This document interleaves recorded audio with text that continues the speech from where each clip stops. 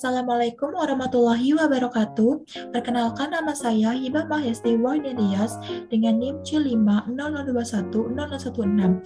Di sini saya menjelaskan materi mengenai sirkulus Wilisi.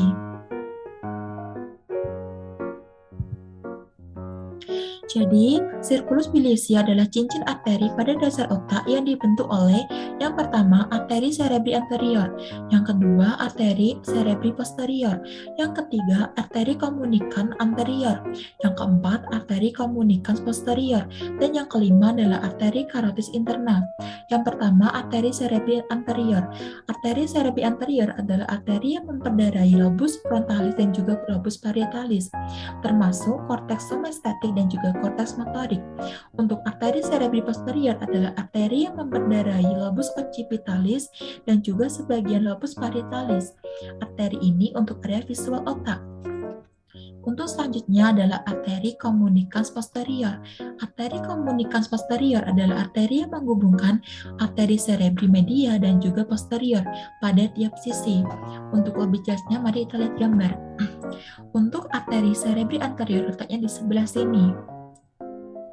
Baik, untuk arteri cerebri posterior letaknya di sebelah sini.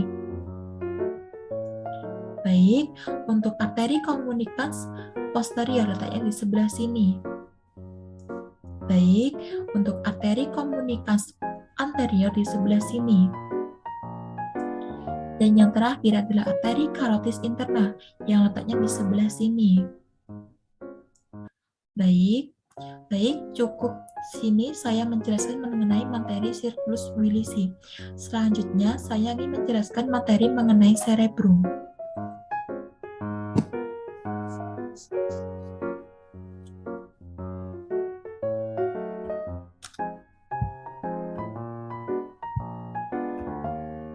Baik, jadi cerebrum adalah otak besar, terdiri dari bangunan penting cerebrum, yaitu viscera longitudinalis cerebri, yaitu batas yang membagi cerebrum menjadi dua hemisfer dan dilalui oleh falx cerebri.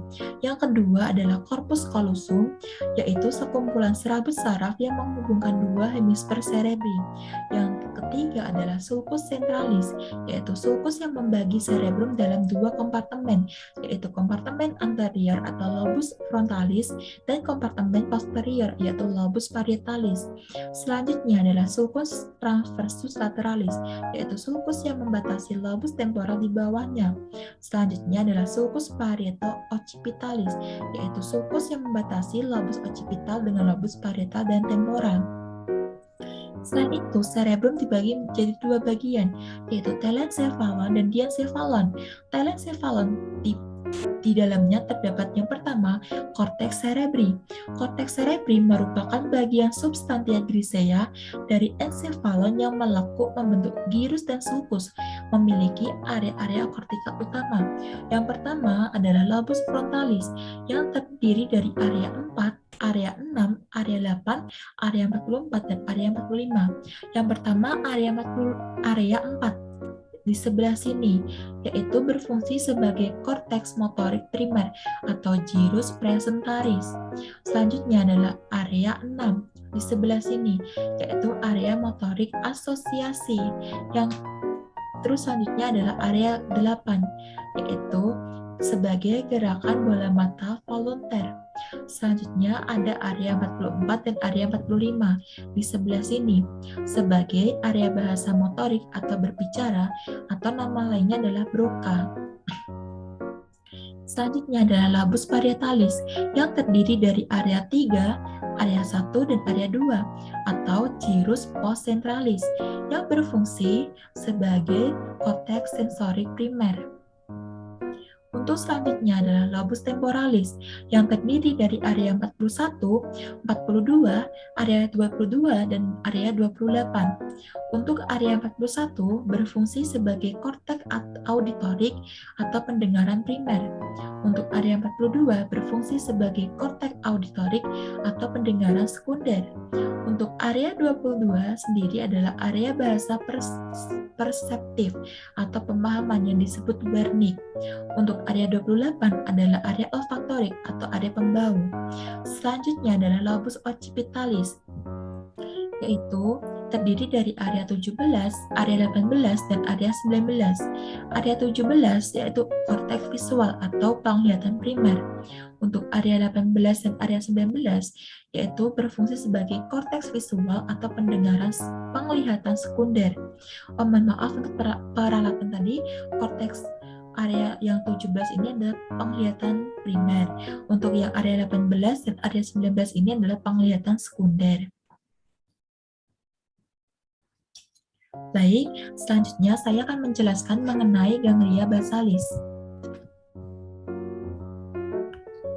Baik, jadi ganglia basalis adalah massa substantia grisea dalam substantia alba di encephalon. Memiliki fungsi yaitu yang pertama membantu mengawali dan mengakhiri gerakan tubuh. Yang kedua menekan gerakan yang tidak dikehendaki. Yang ketiga adalah mengatur tonus otot. Dan selain itu, ganglia basalis ini dibagi menjadi beberapa bagian. Yang pertama adalah nukleus utama yang terdiri dari putamen, globus pallidus, dan juga nukleus caudatus. Untuk putamen itu yang ini gambarnya. Untuk globus pallidus yang ini gambarnya. Sedangkan untuk nukleus caudatus adalah yang ini gambarnya. Baik, selanjutnya adalah nukleus lentiformis, yaitu terdiri dari putamen dan juga globus pallidus. Baik, selanjutnya adalah corpus striatum, yang terdiri dari nukleus lentiformis dan nukleus caudatus. Baik, selanjutnya adalah kapsula interna. Baik, kapsula interna adalah sekumpulan saraf bermialin yang memisahkan nukleus lentiformis dengan nukleus caudatus dan talamus. Jadi pada perpotongan horizontal, kapsula interna ini berbentuk seperti huruf V. Terlihat jelas ya teman-teman, seperti ini bentuknya huruf V yang berwarna hijau ini. Baik, selanjutnya adalah diencephalon.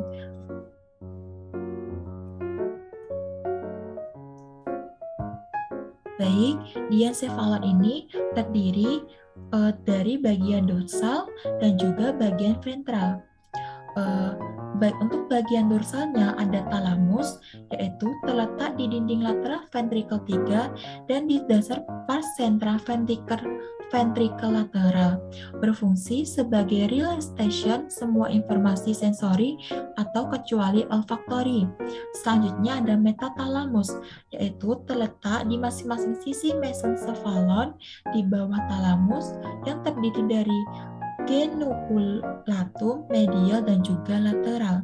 Selanjutnya ada epitalamus, yaitu terdapat dalam glandula pineali sebagai pengatur hormon. Selanjutnya untuk bagian ventral terdiri dari hipotalamus, yaitu terletak di bawah talamus setinggi ventricle tertius yang berfungsi sebagai pengatur hormon. Dan yang terakhir ada subtalamus, yaitu terletak di antara mesencephalon dan juga talamus. Untuk gambarnya, untuk lebih jelasnya mari kita lihat gambar ya teman-teman. Jadi yang pertama, yang sebelah sini adalah talamus. Lalu di sebelah sini, yang ini adalah hipotalamus. Lalu di sebelah ini, yang garis ini adalah epitalamus. Selanjutnya yang terakhir adalah yang di sebelah sini adalah namanya subtalamus. Baik, mungkin sudah cukup. Selanjutnya saya akan memberikan beberapa klinis yang ada di cerebrum.